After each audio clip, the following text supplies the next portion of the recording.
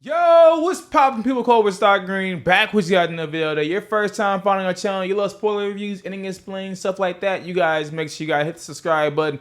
Also that video, yes, we are finally doing a Candyman spoiler review. Now, if you guys want to get our ending explained, click right here, and it'll take you to that video. We will be explaining the ending on here just a little bit, but not as in depth as we were on the other video. But without saying too much, we do have a special guest with us today.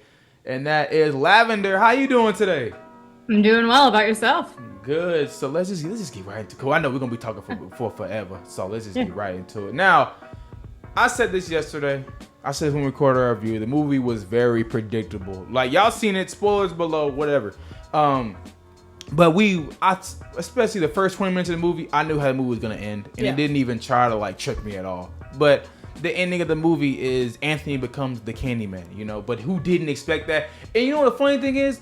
When I was editing the video yesterday, I was watching the trailer, and I was like, the trailer literally gives it away too. So I don't know what they were doing with that, because I don't know if they should have completely given that part away. But yeah, the movie is very, very predictable. What do you guys say about how predictable the movie was? A movie being too predictable is not inherently a bad thing. It just depends on the narrative for me. Yeah. But yes, especially after having watched trailers and stuff like that, I already had an idea of where it was going, and the journey there was better than it probably deserved to be, if I'm being honest, for the narrative. But yeah. Yeah, I didn't. Yeah, usually, like I said, when I go see Saw movies, something like that, I want to be caught off guard. But this one didn't catch me off guard at all. But maybe that wasn't the intended purpose of the movie. Maybe I don't think it was. Yeah, I think it was. It's not like you can tell everyone. There's always going to be a Candyman, right? But let's see how you do it. How do you descend into madness? Because it does. It drives you into insanity. It makes you question yourself. So I like following the protagonist into his descent into Candyman. Yeah, I like that part about it too. Now, what I do want to say, because you talk about Candyman, let's talk about Candyman in the film. So people were in the comment section asking about what was his name? The dude that played the first one. I know Tony Todd. Tiny Todd. That's what I was thinking his name was, but I wasn't 100% sure.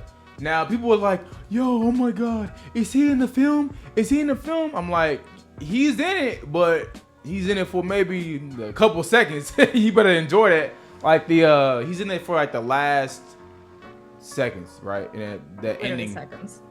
And I was saying that the CGI on him, to me, did not look the best. But I understand they're not working with this Marvel budget where they can de-age actors very well and do CGI very well. But how did you feel about his look at the end of the film? That was fine. When you get that full-on look of him. To be fair, even in Marvel movies, when they have the CGI budget, sometimes they don't even nail the de-aging there. So it's a very complicated thing, especially if you don't have the budget. So it felt a little uncanny valley because it was close, but it wasn't right. Yeah, that's true. It kind of felt like when I watched Mandalorian and Luke Skywalker appeared. Yeah. It was cool, but if you really pay attention, it's a little shaky. Yeah. But Also, they didn't use real bees. Oh yeah, I heard in the original they used real bees. Yeah. Yes, Yo, I was wild. telling Emery that Tony Todd got stung by bees 23 times in the original. Yeah, that must have hurt. Yeah, I think I'd be a good. I'm good on that. I don't think I'd be down for that. It's Yeah, the but the CGI beekeeper thing. Yeah. Yeah. Now I want to talk about something just because I've seen it. Yo, there are so many. And I didn't put this in our review, or it was in the first review. They're the one that didn't make it. There are so many pointless characters in this movie, or the only reason why they're in this movie is just to die, or they're there to be exposition. Yeah. And giving us Candyman's background. Go ahead. I did watch the review earlier today, and I actually wanted to add to that because while I agree there's a lot of like satellite characters that don't matter, they're just there to die. Have you noticed that every time a mass amount of people dies, typically there's one survivor? And that one survivor will tell somebody, and that person will tell somebody. So what's happening is the lore is being passed down. Because someone will get murdered by Candyman, and somebody will go on to tell about it. So I think that's why. Yeah, but like you see like that. Interesting. Like yeah. remember the white girl we see in the beginning of the film? Did she look at the painting? The critic. Haley. Her name's Haley. Not the critic. The other girl. Oh yeah. Her name is on her. Yeah. Her name's on her necklace. Yeah.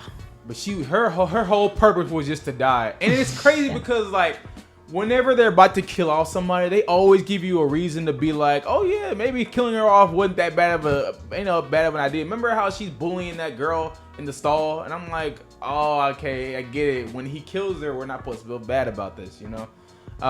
So I gotta ask you, how did you feel about the kills in the film? Both of y'all.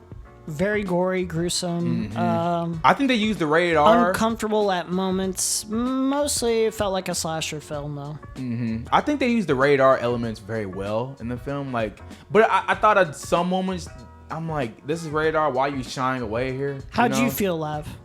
I loved how they used, because in reflections just throughout the whole film, we talked about that in the review. Yeah, how you only saw him in reflections and how he did that. The kills in that, I think, were very well utilized for the film aspect of it, and they were properly gory, which I love. But other than that, it is typical slasher. So if you're not into gore, it might be too much. But I am. I love a good slasher. Yeah, and I was saying that yesterday about the camera work and how they used mirrors a lot. Dude, they did a phenomenal job with that. So good. They really did. They really nailed the mirror feel of the entire movie, really, from the word go. Yeah. You know, the studios, the little signs that they put up, it's like mirrored image and it's like backwards. And I was like, oh, you can get the whole mirror aesthetic going. And I was saying how it reminded me of that scene from the Suicide Squad with the helmet. Yeah. But it was like that, but just on a whole bigger scale. You know what I'm saying? Yeah. When because they kept using it throughout the entire movie. I'm not sure. I have not fully seen the first movie, but did they use the same mirror tricks in the first one and the second one? No, they didn't. Tony Todd, Candyman, actually appeared. Like, you would see him in person. Oh, okay. And there's one scene I remember. She's in a hospital where she's tied to a bed. There's no mirror around her. He just kind of appears above her, so he doesn't do reflections in the first one. Oh, okay. So they just didn't know how to utilize the camera work. Interesting. Very well. Yeah, that's interesting. I remember I was saying this to Carter, the kid that we met at the movie theater. I was telling him and I was asking like his thoughts like on how everything was. And he was like, "Oh my gosh, I love that it was so like gory, all this stuff like that." He especially talked about that blood scene in the bathroom. You know how they had like the blood dripping down from the sink. Yeah. How do you feel about like scenes like that? That reminded me of Candy when the blood was dripping down. I don't know if that was intentional or not, but it felt like it was like the juices of like, I don't know, like a what's the word? Like a Kool-Aid or something. I just thought of sugary drinks or whatever, sugary candies. I think that was part of the intentionality. Sometimes with some of the gore, it really did feel like that at times, like a little bit. That makes me like it better. Yeah, purposefully like. What's the aesthetic? Bright reddish, you know. Just it's got that feeling to me. To me, it was the consistency that it stuck together too much. Blood should be more watery. Yes, I definitely felt that too. It felt very not super unique, but like unique enough. It felt different enough. Yeah. So next thing I want to talk about is the animation we saw in the film. I like that it had that creepy little look, and it also has like the narration behind it. Everybody being all creepy with the narration. So I thought that was a highlight of the film. Now, the only reason we get this animation and stuff like that is just to, I guess it was for people that haven't seen the first two movies. I wasn't sure because it kind of goes through Candyman's origin, you know. Interesting. But I think this animation stuff was for people that have not seen the first two. Yeah, films, as someone who didn't watch the other two films, I watched those animations like, all right, I get the gist. You caught up to speed. I get you know the gist of this origin, and that's cool. All right, cool. I'm getting connected. It reminded me of Harry Potter and the Deathly Hallows, of how they told the story of the Deathly Hallows with the puppets. Yeah, it did have that feel for it. Yeah, for sure. I think other movies have done similar things. It kind of reminded me, maybe this is not super accurate, but it kind of reminded me of Nightmare Before Christmas stuff, like with the music too going in the background. It just gave me that feel at least. Yeah. Something interesting I noted about when they did have the shadow puppets, I made a note of this. Did you notice the difference in story when it was first told by Brianna's brother, and then told again by the mom? Because the ending was different. Because they said that they rescued the baby and then she crawled into the fire. but she was in the fire with the baby. And so you don't find that part out until the mom tells her. I didn't even because the recognize mom that. was actually there. So there's the difference between the folklore and then what actually happened in two different puppets. I didn't even recognize that. It's a good detail. Yeah. Now, next thing we'll talk about, you talked about it in our review, the pacing of the film. The movie's about an hour and a half. It don't feel like it. I'm sorry to say. It maybe feels like an hour and 45, maybe an hour, maybe close to 2 hours to me, maybe. It didn't feel that long for me. I don't know. I feel like it was. There's some scenes where they just drag and they could have just come on with this.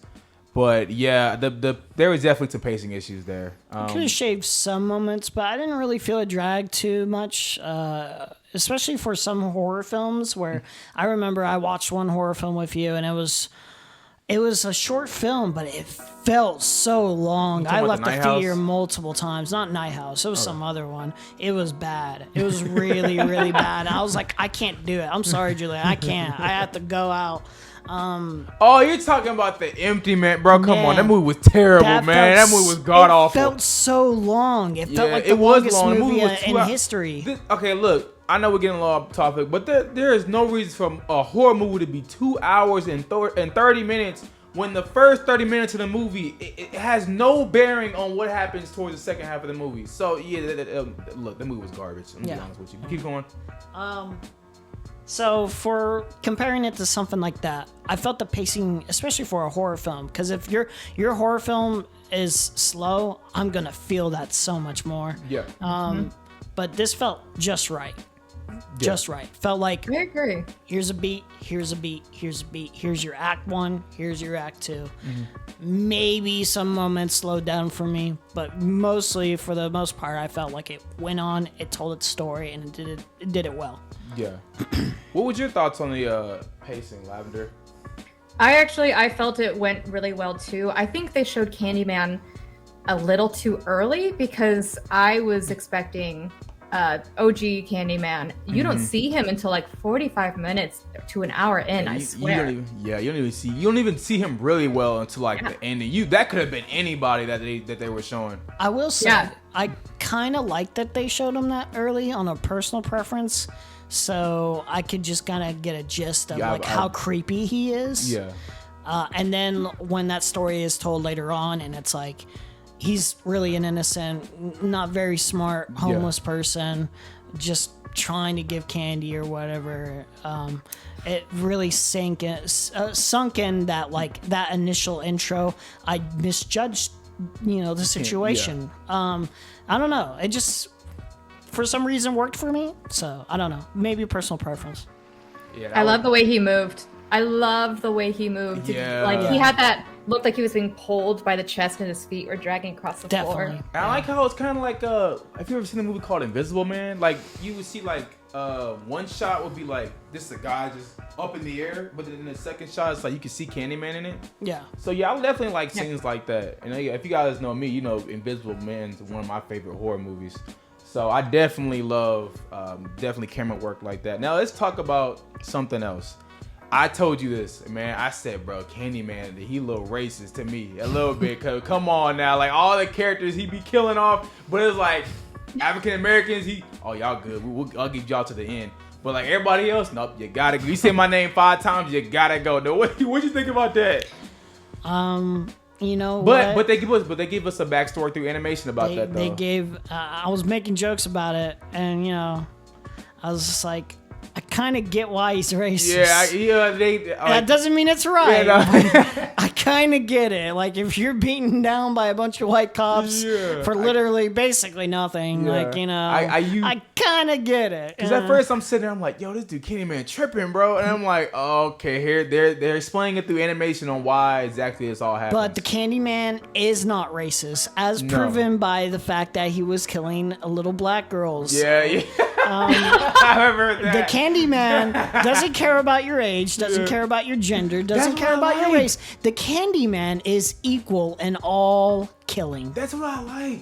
Man, you know how all these villains, they be shining? Man, Michael Myers, if he see a kid, I ain't gonna kill that little kid. But Candyman, like, I don't give a damn who you are. You is dying. I did like that about Candyman. I like that about his character. Now, I do not fully get because sometimes he drops candy and stuff like that, so I didn't fully get that in certain aspects. I ended up think I was like, yo, that's probably some old ass candy he's dropping, but I didn't. I have to go back and watch the first two to understand a little bit more about his story. But I gotta ask you, Lavender, as someone that has seen the first two movies, did you feel like you had to see the first two to see this one? Or I think it adds to it. It definitely adds to it. And I think I've only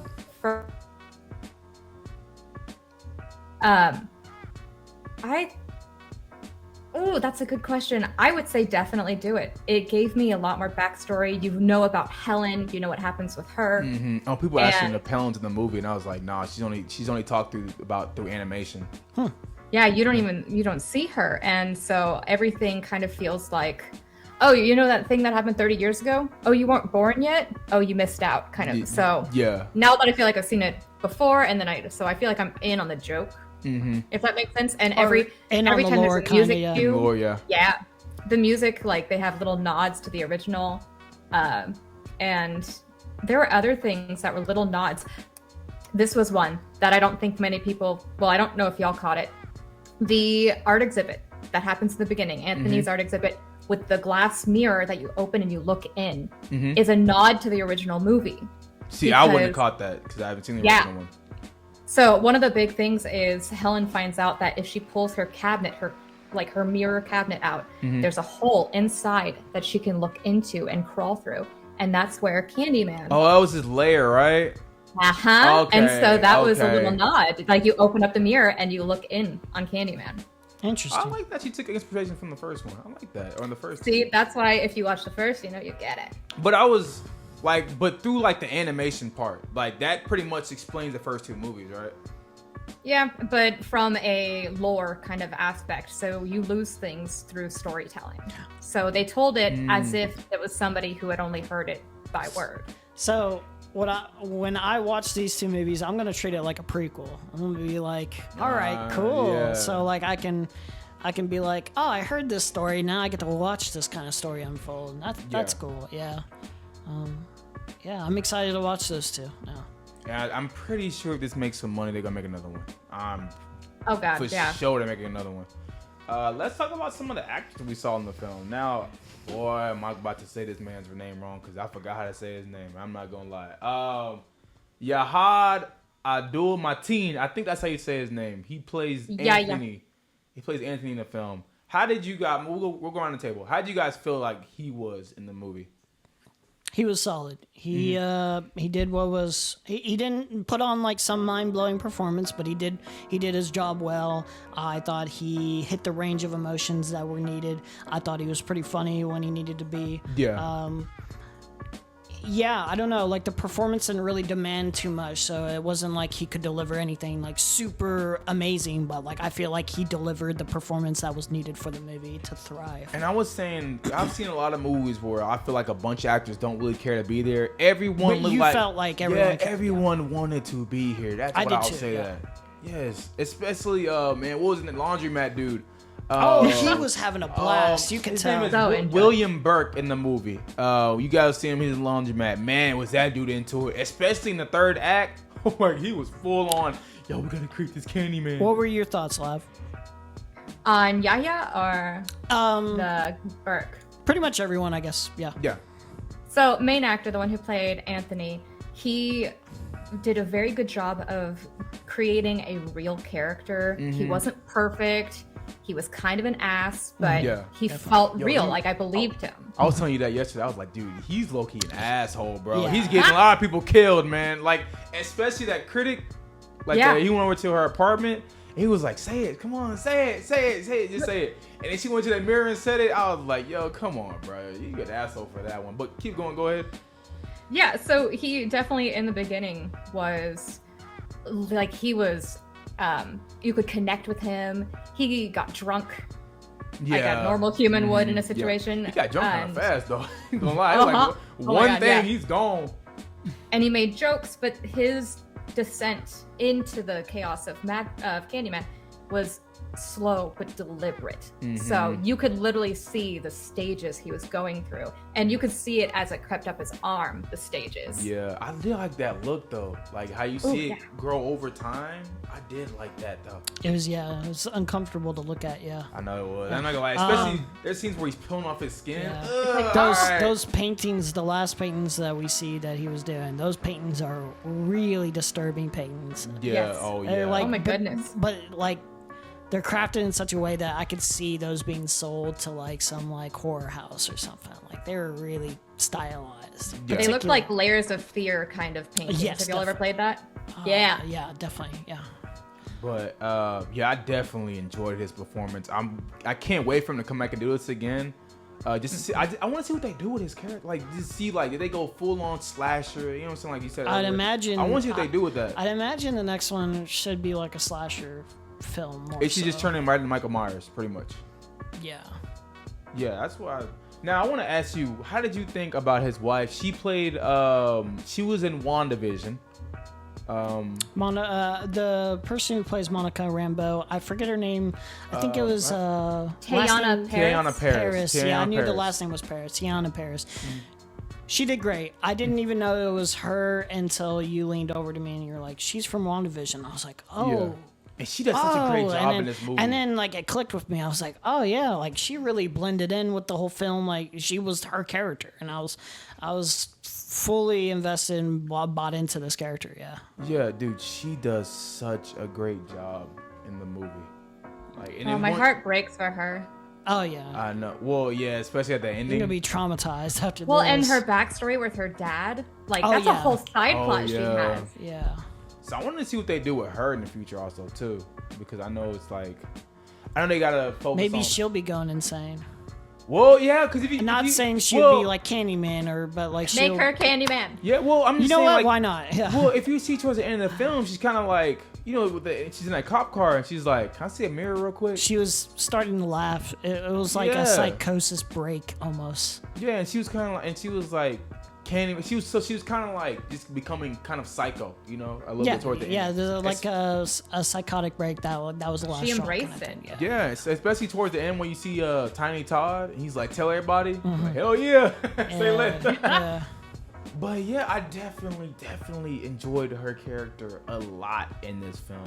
Next thing I'm gonna talk about, did we talk about him, William Burke, the laundromat guy? We did a little We bit. didn't go too We depth. can in go a depth little in bit him. more Okay, into you go ahead with him. Actually, if Lav wants to start, Lav, you can start on him. Yeah, so Burke was played by Coleman Domingo, right? Yeah, I didn't see him going crazy, and I'm mad about it because in the beginning, he's just like this nice guy who's he's helping super out. chill. You don't think he's gonna take a turn for the worse toward the end? No.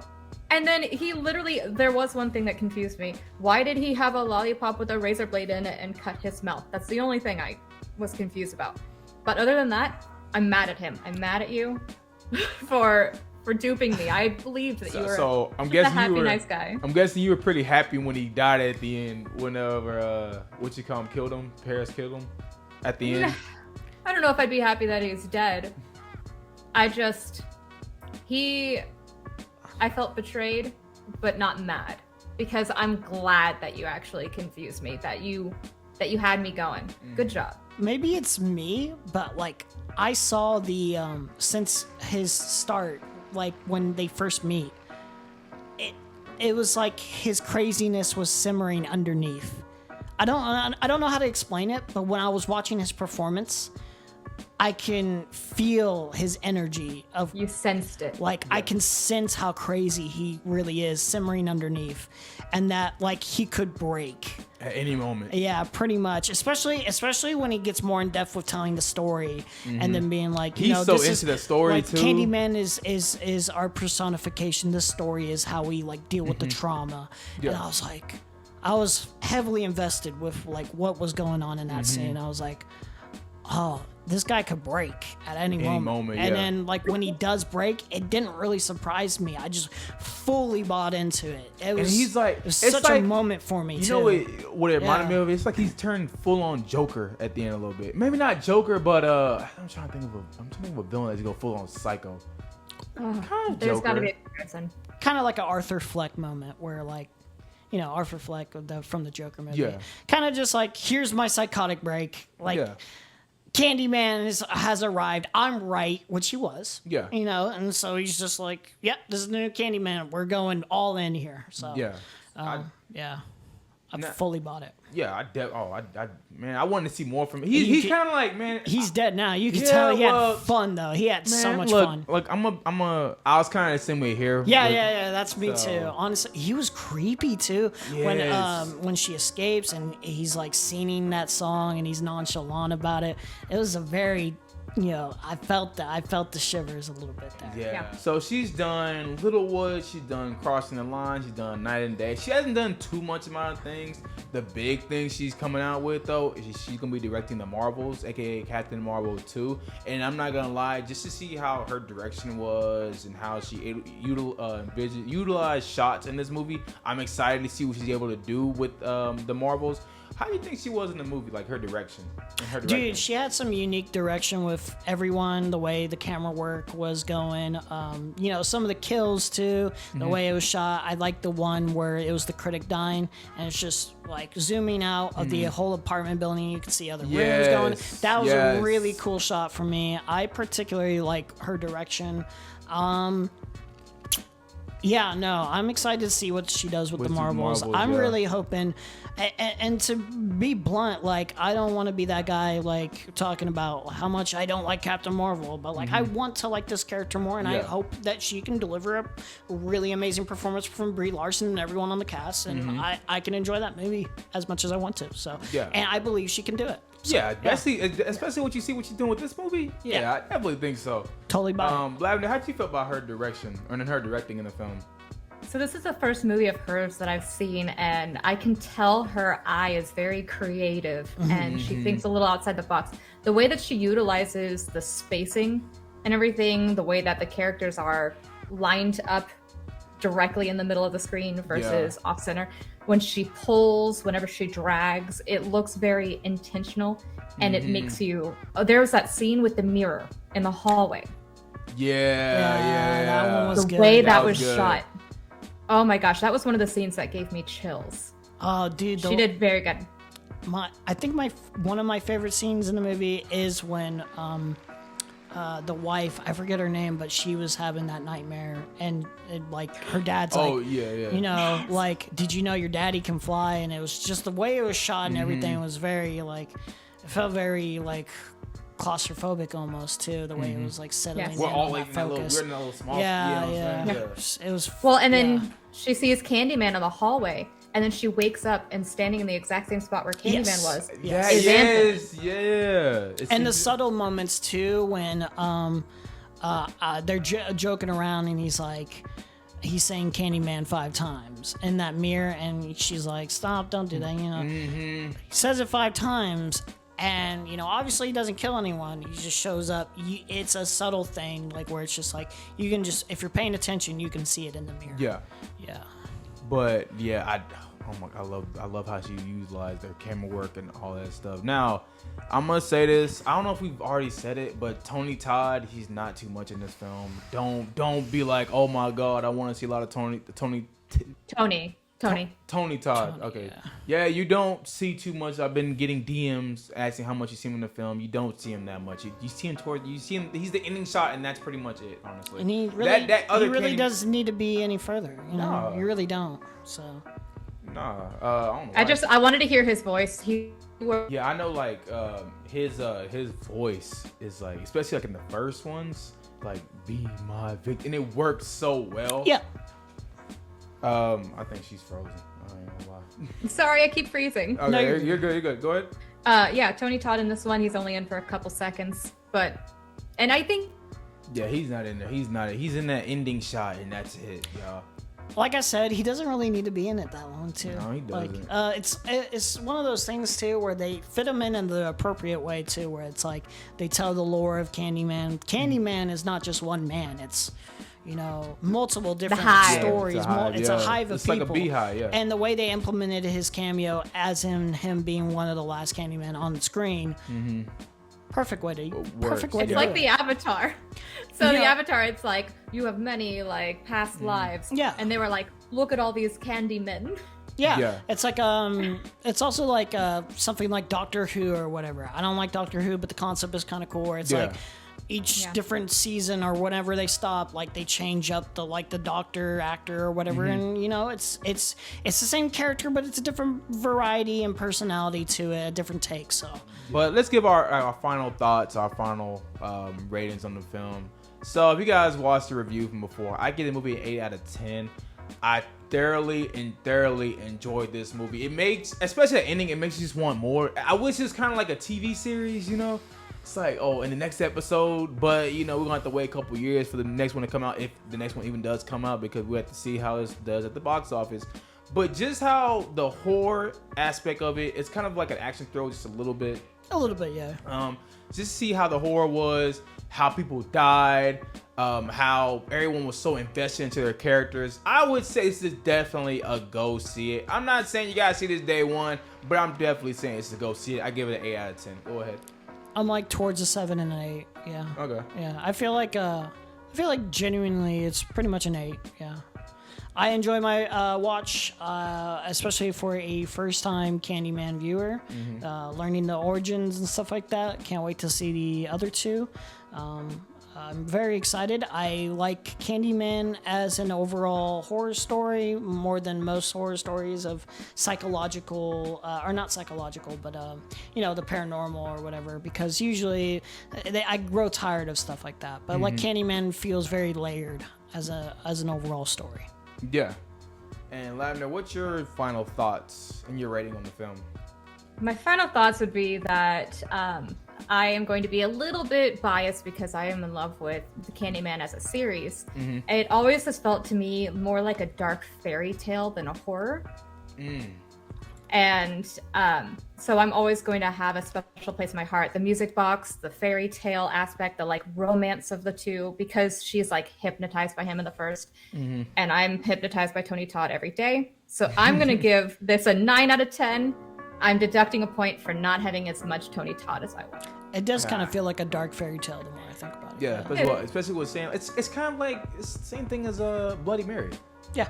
Say Bloody Mary 3 times. Now you gotta say Candyman 5 times. That's a lot of. If you say Candyman 5 times, you deserve to die. I'm gonna be honest with y'all. God damn. But I would get bored by the like 4th time. Yeah, I'd be like, yo, am I really finna say this for a 5th time? It's like, yeah, I don't know. It's just too much. But but we're saying that y'all first time finding our channel, you guys make sure you guys hit the subscribe button. Also the video. If you guys have already seen it, put your thoughts on it down below. But with saying that, we'll see you guys in the next video. Peace.